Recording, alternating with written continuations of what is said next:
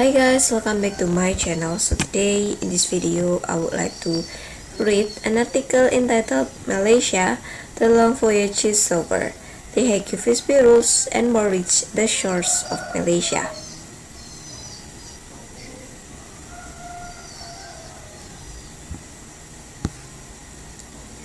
The Carriage of Goods by Sea or Amendment Act 2020 and the Carriage of Goods by Sea Amendment to the Amendment of First Schedule Order 2021 came into operations on 15 July 2021. The effect of the amendment is to give the force of law to modified versions or rules of the Hague Visby Rules or HVR as amended by the 1979 Protocol.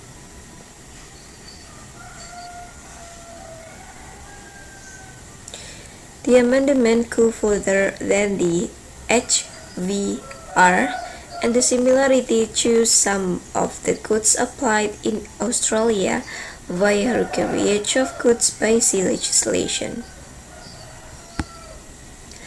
Prior to this amendment, the Hague Visby Rules drafted in 1924 applied in Malaysia via the first schedule of the Carriage of Goods by Sea Act, or COGSA.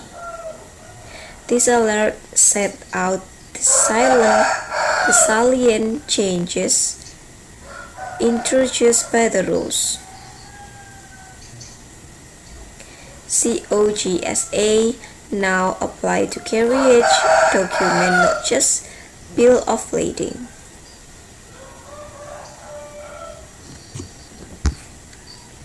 Like the pre-amendment positions, the rules of the first schedule of COGSA have effect in relations to and connections with the carriage of goods by sea in ships carrying goods from any port in Malaysia to any other port, whether in or outside Malaysia. Sections 2 COGSA.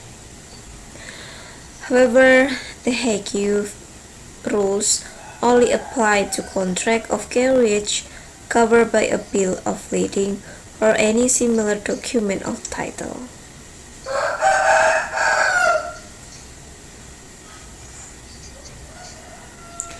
The applications of COGSA has now been significantly widened to apply to sea carriage document, and the category of document cover it much broader than the HVR. See sections 4 and 6 COGSA in Article 1, Part G of the rules. A sea carriage document is defined as a bill of lading, a negotiable document of title that is similar to a bill of lading and that contains or evidence a contract of carriage of goods by sea.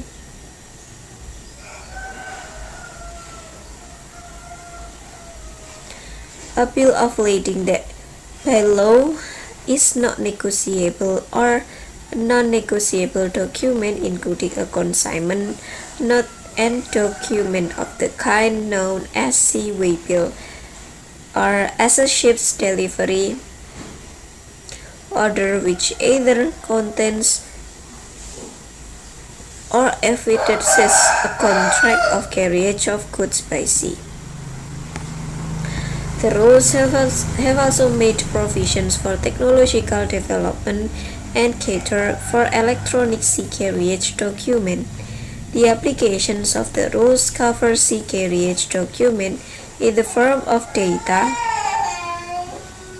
message, which is defined in Article 1 BA of the rules to include information generated, stored, or communicated by electronic, optical, or analogous means, even if such information is never reproduced in printed form. Application to deck cargo. The rules now apply to cargo carried on or above deck. This is different to the positions under the Hague rules, where the definitions of goods exclude cargo, which by the contract of carriage is stated as being carriage of deck on deck and is so carried. Under the rules, if the shipper has specific stowage requirement for the goods carried on or above deck, the shipper must inform the carrier in writing on the requirement, or before the time of booking the cargo, in order for the carriage to be subject to the responsible and liabilities under the rules. However, if a carrier carries goods on above deck, contrary to an express agreement with the shippers of the goods made at or before the time of booking the cargo, then the carrier is not entitled to avail himself of any exceptions or exemption, or to limit its liability for loss or damage in accordance with the rules in respect of any loss or damage to the goods that result solely from them being carried on or above the deck. Responsibilities and liabilities of the shipper and carrier.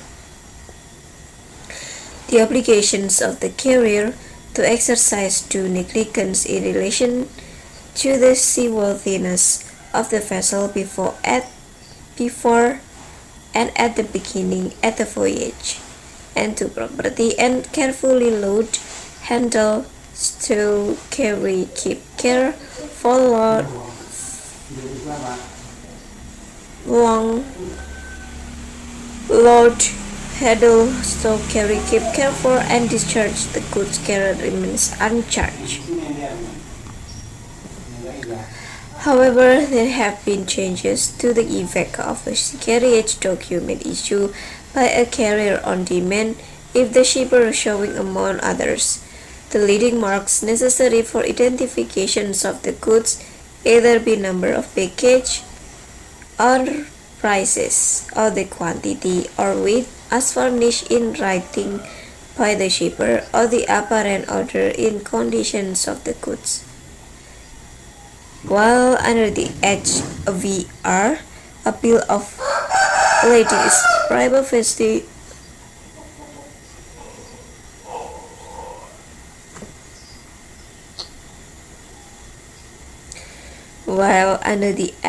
HVR, a bill of lading is prima facie evidence of the receipt by the carrier of the goods as therein described.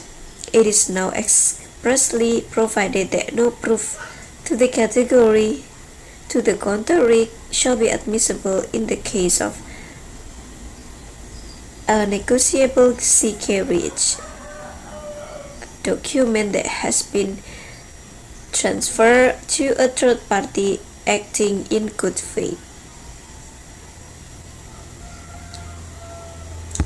Time bar. Under the rules, the 1-year time bar remains, but liberty is given for such period to be extended with the agreement of parties after the clause of action has arisen.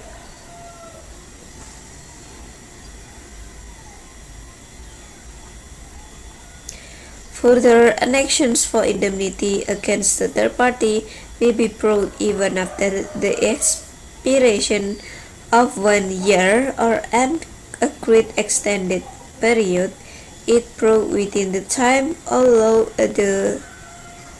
by law as the court says of the case.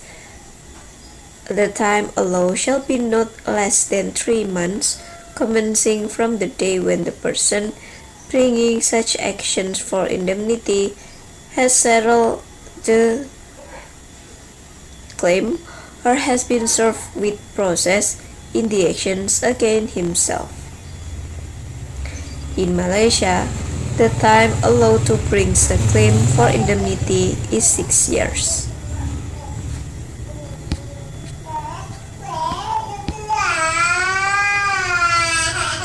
So that's all the article. Bye bye and see you on the next video. Bye.